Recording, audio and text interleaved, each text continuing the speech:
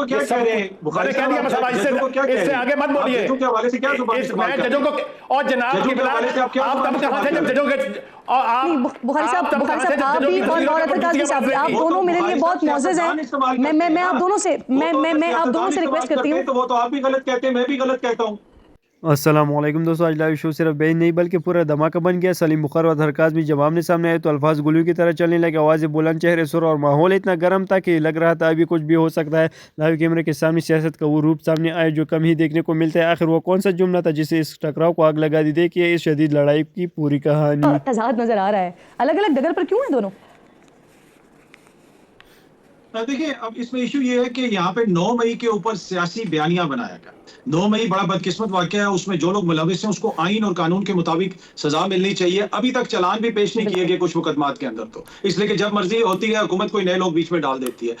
हमें यह बताया गया कि 9 मई में अगर कोई सबसे बड़ा मुलजिम है तो वो अली अमीन गंडापुर है। उसी अली अमीन गंडापुर साहब को अब अगर कोर कमांडर साहब अपने घर बुला रहे हैं तो ये तो वाजे हो गया ना कि ये नून लीग और पीपल्स पार्टी का और उनके हमायतियों का ये एक तरह से सियासी बयानिया था और इसमें कुछ भी नहीं था। खुदा न खास्ता ऐसे तो नहीं हो सकता कि अगर वो 9 मई में और इन चीजों में इस तरह मुलविस थे तो उनको उस तरह बुलाया जाता और इस तरीके से उनको सिक्योरिटी ब्रीफिंग दी जाती। दूसरी बात यह है कि असल में इस वक्त मुल्क के अंदर हो रहा क्या, आपको यह देखने की जरूरत है। आज राना सनाउल्लाह साहब जो इस वक्त हुकूमत का हिस्सा है और हुकूमती जमात के अहम रुकन है, वो ये कहते हैं कि मोहसिन नकवी साहब की मेहरबानी है कि वो वजीर दाखिला बने। वो चाहते तो वजीर आजम भी बन सकते थे। ये हो रहा है इस वक्त इस मुल्क के साथ। इस वक्त जो है आज इमरान खान साहब ने भी मोहसिन नकवी को वॉइस राय कहा, तो इस वक्त मोहसिन नकवी साहब जो है ना वो बुनियादी तौर पे इस मुल्क के आइन और कानून के साथ जो मजाक हो रहा है वो उसकी तस्वीर बन गई। कुछ अर्सा पहले तक वो निगरान वजीर आला थे, गैर जानिबदार, अब वो वफाकी हुकूमत की काबीना में भी हैं, सेनेटर भी बन गए। तो हमें क्यों नजर नहीं आ रहा कि अवाम की जो विल है वो क्या है और अवाम ने किसको वोट दिया है। अब फैसल वाडा साहब जो हैं वो वोट लेके भी आ जाते थे प्रोग्रामों में, पीपल्स पार्टी को क्या कहते थे, नून लीग को क्या कहते थे, एमक्यू को क्या कहते थे, आज वो भी मुंतखब हो गए हैं।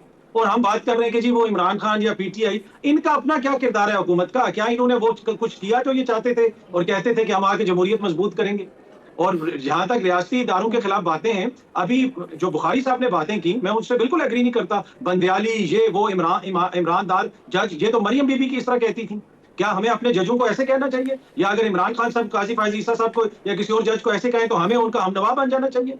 ये इदारों को हमें इस तरह जो है मलाइन करना चाहिए? तो हमें सबको खुद सोचना चाहिए ना कि सियासतदान तो सियासी बयानियां चलाते हैं, लेकिन ये इदारे कमजोर होंगे, अगर फौज कमजोर होगी, अदलिया कमजोर होगी, तो क्या पाकिस्तान मजबूत हो जाएगा? तो मेरे ख्याल में ये एक सियासी बयानिया है और हर कोई अपनी सियासत के लिए बीच में दूसरों को मलाइन करता है। हकीकत ये है कि अभी इमरान खान को पाकिस्तान के अंदर सबसे ज्यादा वोट पड़ा है और वो सबसे पॉपुलर जमात है। आप किसी को हजम हो या ना हो ये अलग वो आगाज में बेग साहब ने सवाल उठाया था ना कि ये कैसे हुआ है, ये भी देखने की जरूरत है। बुखारी साहब इस पर रिस्पॉन्ड करना चाह रहे हैं, लेकिन उससे पहले आपने क्योंकि मोहसिन नकवी साहब की बात की तो मुझे याद आया कि सिर्फ मोहसिन नकवी साहब नहीं निगरा हुकूमत के, बल्कि सरफराज बुक्टी साहब भी, वो भी निगरा वजीर दाखिला थे, फिर उधर चले गए, बलूचिस्तान के सीएम बन गए हैं वो। सर आप रिस्पॉन्ड कीजिए, फिर मैं आगे बढ़ती हूँ। बुखारी साहब जी, जो अतर काज़मी साहब ने फरमाया है कि हम मरियम नवाज़ की ज़बान बोल रहे हैं, खुद अपनी ज़बान पे कभी गौर करने की कोशिश इन्होंने नहीं की। मैं इनकी याद दहानी, क्योंकि याददाश्त बहुत कमज़ोर हो जाती है ना, जब आप आंखें बंद करके किसी की तकलीद कर रहे होते हैं तो फिर आपका जहन मऊफ होता है, आपकी याददाश्त मुतासर होती है। सुप्रीम कोर्ट के अंदर बैठ के महात्मा खान साहब ने यह फरमाया था कि आपने देखा मुझे गिरफ्तार करके क्या किया मेरे टाइगर्स ने, अगर आप मुझे कल पकड़ेंगे तो इससे भी बदतर होगा, इनसे पूछिए ये कहा था या नहीं कहा था। अब कहते हैं हम जानते नहीं है कि कौन है 9 मई वाले। ये तो हमारा हाल है, ये तो हमारी जर्नलिज्म है सारी। दूसरी बात सुनिए, देखिए गुजारिश ये है कि हमें ना तो किसी का तराना गाने की ज़रूरत है, ना हम उस किस्म के पर्सनैलिटी कल्ट के शिकार हैं, ना अल्लाह ताला हमें करे। तो अपनी अपनी याददाश्त जो है अपने अपने पास संभाल के रखें, क्योंकि मैं इससे आगे जाना नहीं चाहता अभी, और ना मैं जाऊँगा। लेकिन छेड़खानी मत करें आप। ये आपने हमें जो तरफदार करार दे दिया, आप खुद क्या हैं? आपको याद नहीं है आपके बारे में क्या कहा जाता है? तो इसलिए आइंदा जरा सोच समझ के बोलिएगा मेरे बारे में। दूसरी बात यह है कि जनाब जजों को क्या कह रहे हैं? मैंने कह दिया मसला, इससे आगे मत बोलिए। जजों के हवाले से क्या जुबान इस्तेमाल करते हैं? मैं जजों को और जनाब की आप तब कहां थे जब जजों के बुखारी साहब आप भी और औरत काजी साहब, आप दोनों मेरे लिए बहुत मोअज़्ज़ज़ हैं। मैं आप दोनों से आप दोनों से रिक्वेस्ट करती हूँ। तो वो तो आप भी गलत कहते हैं, मैं भी गलत कहता हूँ। वो तो आप भी गलत कहते हैं, मैं भी गलत कहता हूं। बरस रही थी तो आपने पेट में दर्द नहीं उठा था इतना जजों का। आ गया। मैं आपसे रिक्वेस्ट करती हूँ, मैं आप दोनों से रिक्वेस्ट करती हूँ, प्लीज हम तहम्मुल का मुजाहरा करते हुए सर आगे बढ़ते हैं ताकि हम इशू बेस्ड बात कर सकें। काज़मी साहब, बुखारी साहब, मैं आप दोनों से रिक्वेस्ट करती हूँ, मैं आप दोनों से रिक्वेस्ट करती हूँ, मैं आप दोनों मेहमानों से, खामोश रहे, बुखारी साहब आपसे भी मैं इल्तिजा करती हूँ, काज़मी साहब से भी इल्तिजा करती हूँ, आप दोनों मेरे लिए काबिल एहतराम हैं, आप दोनों से मैं रिक्वेस्ट करती हूँ प्लीज। बेग साहब जरा आगे बढ़ते हैं सर, तहरीक इंसाफ। ये नहीं हो सकता कि ये यहाँ पे बैठ के जजों को बुरा भला आप दोनों, ये सियासतदानों को ही जुबान तो हमें नहीं बोलनी चाहिए। आपने जूतियां बरसाई हुई हैं जजों के ऊपर, शर्म करें कोई, जूतियां बरसाई हुई हैं उनकी तस्वीरों पर। बुखारी साहब प्लीज, बुखारी साहब प्लीज, जूतियां बरसाई हुई हैं आपने जजों के ऊपर। बुखारी साहब उन्होंने नहीं बरसाई हुई, जिन्होंने बरसाई हुई आप उनको कहें। बुखारी साहब मैं आपसे भी रिक्वेस्ट करती हूँ, अतर काज़मी साहब आपसे भी रिक्वेस्ट करती हूँ, मैं आप दोनों से रिक्वेस्ट कर रही हूँ, प्लीज हम आगे बढ़ते हैं थोड़ा सा। बेग साहब मैं आपकी तरफ आ रही थी सर, तहरीक इंसाफ के अपने मसाइल जो हैं वो मुसलसल हम देख रहे हैं पार्टी के अंदर सर उठा रहे हैं। पहले सियासी और वकला दो अलग अलग ग्रुप्स ये हमारे सामने आ गए, फिर मुसलसल शेर अफजल मरवत साहब ये खुलकर पार्टी के अंदर से मुखालफत की बात कर रहे थे, फिर गुज़िश्ता रोज़ शहरियार आफरीदी ये भी आए और उन्होंने पार्टी के अंदर मुनाफिक लोगों की बात कर दी है। ये सब कुछ पीटीआई के अंदर जो हो रहा है, ये वो एक टर्म यूज़ होती है ना, सोची समझी साजिश, ये उसके तहत हो रहा है या वाकई खान साहब की अदम मौजूदगी के बाइस हर कोई अपना अपना कंट्रोल हासिल करना चाह रहा है पार्टी के ऊपर और इस वजह से ये सब कुछ हो रहा है? फिर देखिए, मैं बहुत बार कह चुका हूँ कि खान साहब ने तहरीक इंसाफ को एक पॉलिटिकल पार्टी बनने नहीं दिया। उसकी बहुत सारी वजूहत हैं और अभी जिन लोगों का आप जिक्र कर रहे हैं वो मौका परस्त थे, जो तहरीक इंसाफ के प्रॉपर वर्कर या लोग थे या अहदेदार थे, वो सब ने प्रेस कॉन्फ्रेंसेस की और वो आराम से पीछे वाली गली से चले गए। तो ये जो मौका परस्त हैं, इनको मौका मिल गया आने का, इनका तहरीक इंसाफ से कोई तल्लुक़ नहीं है। इवन जो ये गौहर है या जिनका आपने और नाम लिया मरवत साहब, इनका तहरीक इंसाफ से क्या तल्लुक़ है?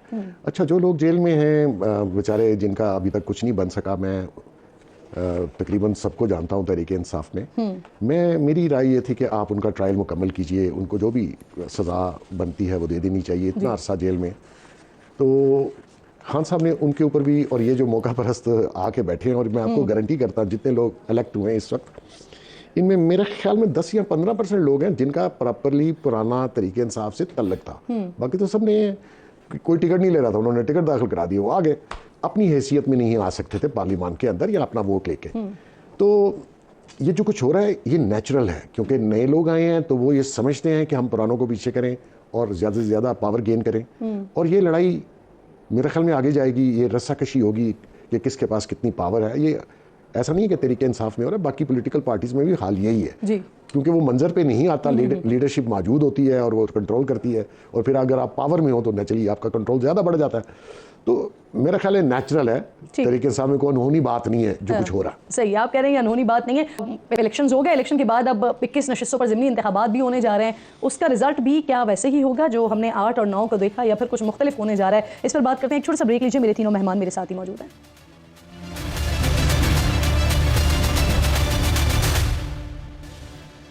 प्रोग्राम में एक बार फिर जी आपको खुशामदीद कहती हूँ। ब्रेक से पहले थोड़ी सी गर्मा गर्मी हुई है यहाँ पे। अब हमने कोशिश की है कि हम नॉर्मल तरीके से डिस्कशन को आगे बढ़ाएं और ज़रा अच्छी गुफ्तगू करें और इशू बेस्ड गुफ्तगू करें। तो अतर काज़मी साहब आपसे यहाँ शुरू करते हैं। कौमी असम्बली, सूबाई असम्बली, इसकी 21 नशिस्तों पर होने जा रहे हैं ज़िमनी इंतखाबात, क्या समझते हैं आप? ये जो हमें अभी फरवरी में जो हमें नज़र आया, जो ट्रेंड दिखाई दिया, अवामी ट्रेंड नज़र आया, क्या आपको वही नज़र आ रहा है समझते हैं आप, या फिर कुछ बरक्स होने जा रहा है, या जो हमेशा ज़िमनी इंतखाब में होता है, ज़िमनी इंतखाबात में होता है, उस तरह से अवामी रिएक्शन हमें नहीं नज़र आता? समझते हैं आप वैसे ही होगा?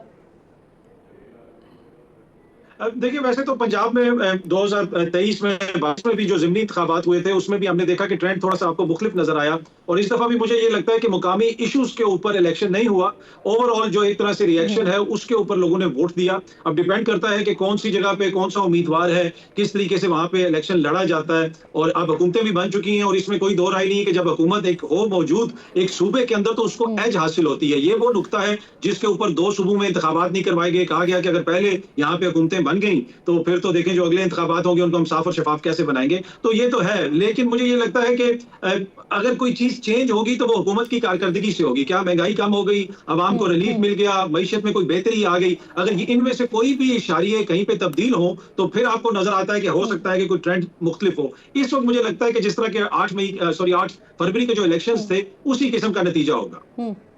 सही। अच्छा बुखारी साहब, इसमें जरा ये भी ऐड ऑन कर लीजिएगा कि जो अभी अतर साहब बात करें कि हुकूमत की कारकर्दगी पे डिपेंड करता है, तो भी आपने सुना होगा पिछले दिनों शबर जैदी साहब ने बात की कि जिस तरह से मामला चल रहे हैं अगर ये कंटिन्यू कर गए तो फिर हुकूमत चल जाएगी। तो आपको लगता है कि ज़िमनी इलेक्शन में नताइज जो इस वक्त कारकर्दगी है उसके हिसाब से फिर अवाम नतीजा दे रहे होंगे? देखिए, पहली बात तो यह है कि अगर हम ये जो इलेक्शन हुए हैं उसका नतीजा भी देख लें और जिस तरीके से पीटीआई का वोटर बाहर आया है, उसने वोट दिया है अपनी पार्टी को, ये वो 16 महीने की कारकर्दगी का नेट रिजल्ट था जिसमें नाकामी हुई हुकूमत को रमूज़ सल्तनत चलाने में, लोगों को कोई रिलीफ देने में। और अगर ये हुकूमत जो इस वक्त बनी है इसका भी यही हाल रहता है तो ये एक नतीजा हमने जनरल इलेक्शन में देख लिया, बाकी का हम ये अब ज़िमनी इलेक्शन में और सेनेट के जो बाकी इलेक्शन है उसमें देख लेंगे।